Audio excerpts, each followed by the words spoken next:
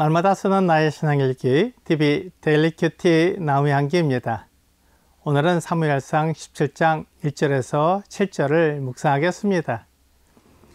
블레셋 사람들이 그들의 군대를 모으고 싸우고자 하여 유다에 속한 소고에 모여 소고와 아세가 사이에 에베스 담밈에 진침해 사울과 이스라엘 사람들이 모여서 엘라 골짜기에 진치고 블레셋 사람들을 대하여 전열을 벌였으니 블레셋 사람들은 이쪽 산에 섰고 이스라엘은 저쪽 산에 섰고 그 사이에는 골짜기가 있었더라.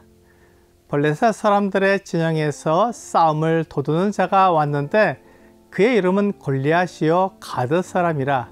그의 키는 6규빗 한 뼘이요 머리에는 노투구를 썼고 몸에는 비늘 갑옷을 입었으니 그 갑옷의 무게가 놋 5천 세겔이며 그의 다리에는 놋 각반을 쳤고 어깨 사이에는 놋 단창을 메었으니 그 창자로는 배틀채 같고 창날은 철 600세겔이며 방패든 자가 앞서 행하더라.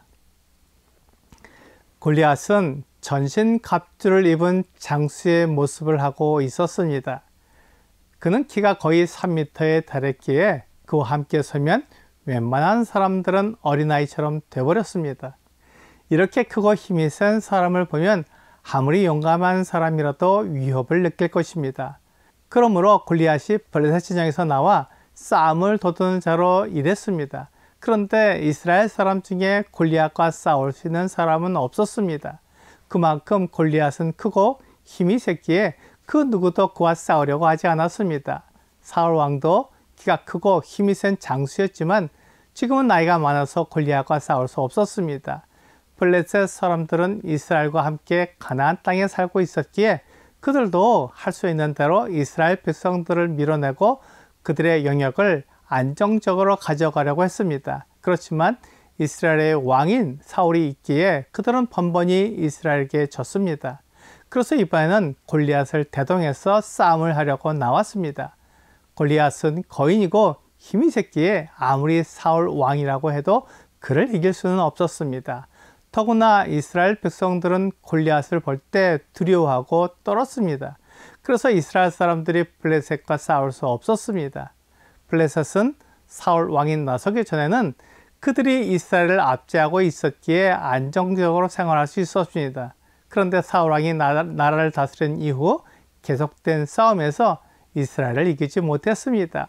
그래서 블레셋은 불안해졌고 어떻게 하든지 이스라엘을 이기려고 애를 썼습니다.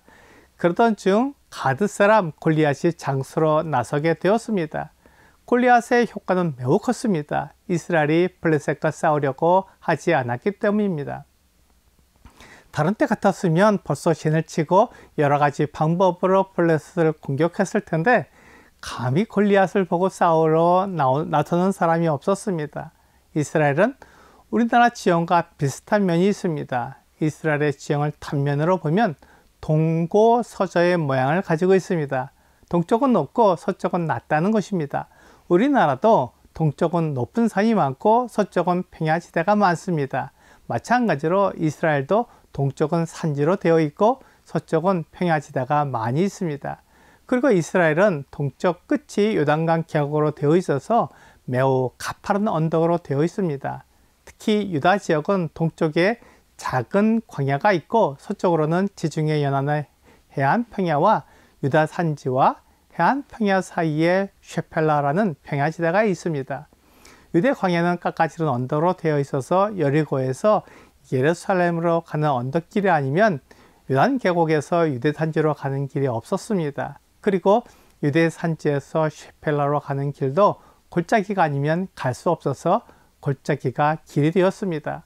이 골짜기는 우기가 되면 물이 흐르지만 건기에는 물이 없는 곳이어서 이곳을 길로 삼아 다녔습니다. 블레셋은 서쪽 해안 평야지대에 살고 있었기에 이스라엘 사람들과 싸우려면 유다 골짜기로 올라와서 진을 칠 수밖에 없었습니다. 그래서 그들은 에베스다밈에 진을 쳤고 이스라엘 사람들은 엘라 골짜기에 진을 쳤습니다. 그들은 골짜기를 사이에 놓고 산에 진을 쳐서 대치하고 있었습니다. 그러자 골리앗이 골짜기에 나와서 1대1로 싸우자고 싸움을 걸어왔습니다. 골리앗은 거인이었습니다. 키가 거의 3m 정도 되는 거인이었고 머리에는 노트구를 썼습니다. 또한 몸에는 비늘 갑옷을 입었습니다. 이 갑옷의 무게만 57kg 정도였습니다. 웬만한 성인의 몸무게와 맞먹는 무게였습니다. 그는 놋 단창을 가졌는데 창자로는 배틀째 같았습니다. 그리고 그 끝에 달린 날의 무게가 약 7kg이나 되었습니다.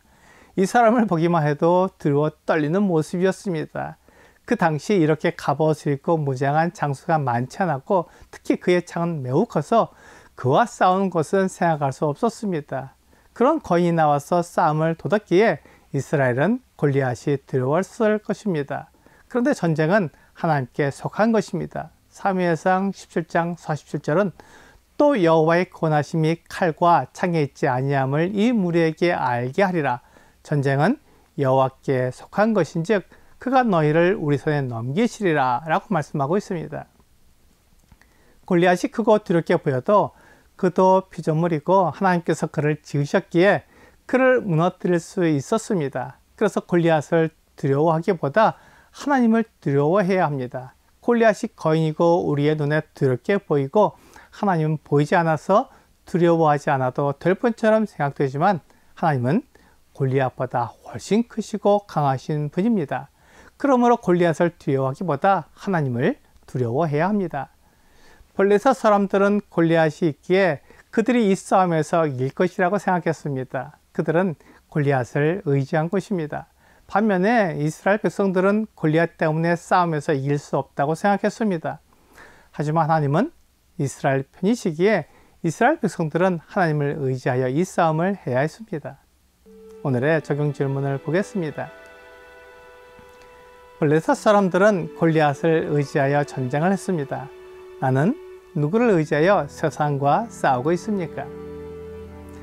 블레셋 사람들은 거대하게 보이는 골리앗을 의지해서 싸우러 나왔습니다. 그들은 골리앗이 있기에 승리할 수 있다고 생각한 것입니다. 그러나 전쟁은 하나님께 속한 것이기에 이스라엘 백성들은 하나님께서 승리하게 하신다는 것을 믿고 나아가야 했습니다. 오늘 눈에 보이는 것을 의지해서 전쟁하는 것이 아니라 눈에 보이지 않는 하나님을 의지해서 전쟁하는 여러분과 제가 되기를 주 예수님의 이름으로 기도합니다.